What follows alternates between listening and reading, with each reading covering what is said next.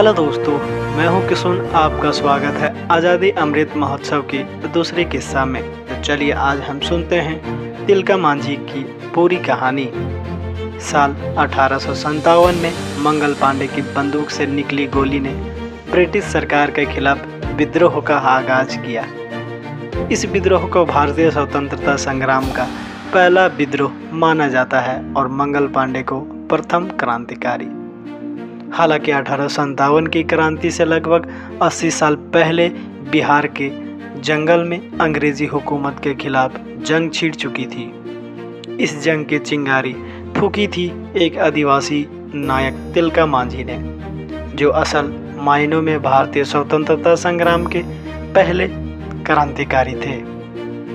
भले ही आपको हमारे इतिहास में तिलका मांझी के योगदान का कोई खास उल्लेख ना मिले, पर समय समय पर कई लेखकों और इतिहासकारों ने उन्हें प्रथम स्वतंत्रता सेनानी होने का सम्मान दिया है।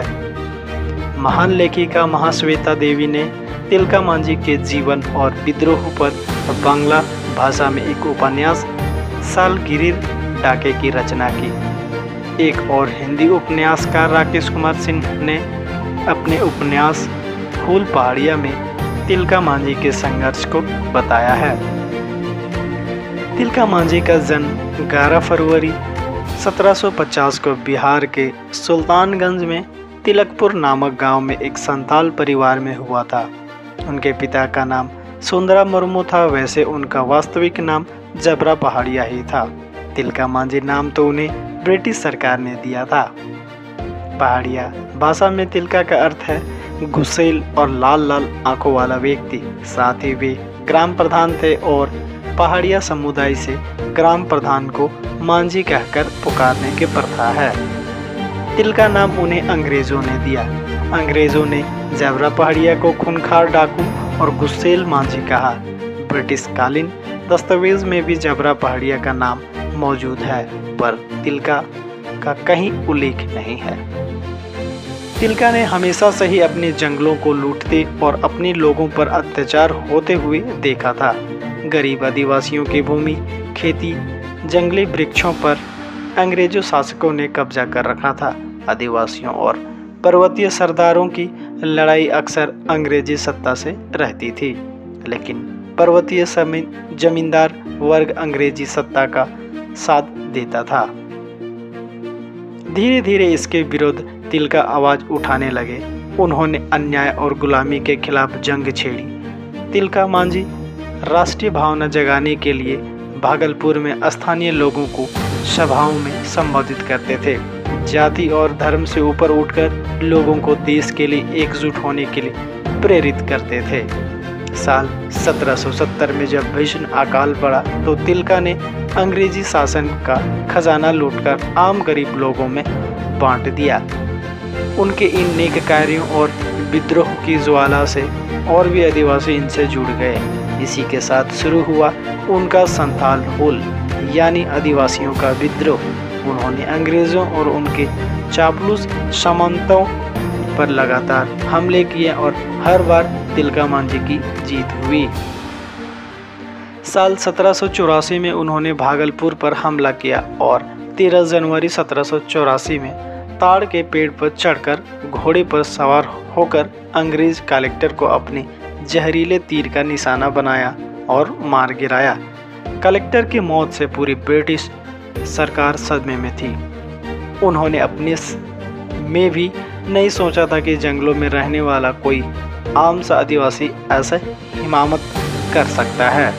साल 1771 से 1784 तक जंगल के इस बेटे ने ब्रिटिश सत्ता के विरुद्ध लंबा संघर्ष किया।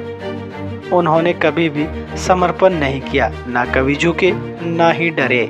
उन्होंने स्थानीय सूदखोर जमींदारों एवं अंग्रेजी शासकों को जीते जी कभी चैन की नींद सोने नहीं दिया। अंग्रेजी सेना ने एड़ी चोटी कर जोर लगा लिया, लेकिन वे तिलका को नहीं पकड़ पाए। ऐसे में उन्होंने अपनी सबसे पुरानी नीति फूट डालो और राज करो से काम लिया। ब्रिटिश हुक्मरानों ने अपने अपने समुदाय के लोगों को भड़काना और ललचाना शुरू कर दिया। उनका यह फरेब रंग लाया और तिलका के समुदाय से ही एक गद्दार ने उनके बारे में सूचना अंग्रेजों तक पहुंचाई। सूचना मिलते ही रात के अंधेरे में अंग्रेज सेनापति आयरकुट ने तिलका के ठिकाने पर हमला कर दिया, लेकिन किसी तरह वहां से बच के निकल गए और उन्होंने पहाड़ियों में शरण लेकर अंग्रेजों के खिलाफ छापेमारी जारी रखी। ऐसे में अंग्रेजों ने पहाड़ों की घेराबंदी करके उन तक पहुंचने वाली तमाम सहायता रोक दी। इसकी वजह से तिलका मांझी को अन्न और पानी के अभाव में पहाड़ों से निकलकर लड़ना पड़ा और एक दिन वह पकड़े गए। कहा जाता है कि तिलका मांझी को 4 घोड़ों से घसीटकर भागलपुर ले जाया गया। 13 जनवरी 1785 को उन्होंने एक बरगद के पेड़ में लटकाकर फांसी दे दी गई। जिस तरह तिलका मांझी ने अपने प्राणों की आहुति दी, उस समय मंगल पांडे का जन्म भी नहीं हुआ था। ब्रिटिश सरकार को लगा कि तिलका एक ऐसा हाल देखकर कोई भी भारतीय फिर से उनके खिलाफ आवाज उठाने की कोशिश भी नहीं करेगा, पर उन्हें यह कहाँ पता था कि बिहार झारखंड के पहाड़ों और जंगलों से शुरू हुआ यह संग्राम ब्रिटिश राज्य को देश से उखाड़कर ही थमेगा। तिलका के बाद भी ना जाने कितनी आज़ादी के दीवाने हंसते हंसते अपनी भारत माँ के लिए अपनी जान न्यौछावर कर गए। आज़ादी की इस लड़ाई में अनगिनत शहीद हुए, पर इन सब शहीदों की गिनती जबरा पहाड़िया और तिलका मांझी से ही शुरू हुई थी। तिलका मांझी आदिवासियों की स्मृतियों और उनके गीतों में हमेशा जिंदा रहे हैं। न जाने कितने ही आदिवासी लड़ाके तिलका के गीत गाते हुए फांसी के फंदे पर चढ़ गए। अनेक गीतों तथा कविताओं में तिलका मांझी को विभिन्न रूपों से याद किया जाता रहा है। इतने में ही आज की वीकली किस्सा को मैं समाप्त करता हूँ। फिर मिलता हूँ इसी तरह नए किस्सों के साथ। अगर आपको अच्छा लगा तो सब्सक्राइब, लाइक, कमेंट, शेयर करना ना भूलें। तब तक के लिए जोहार।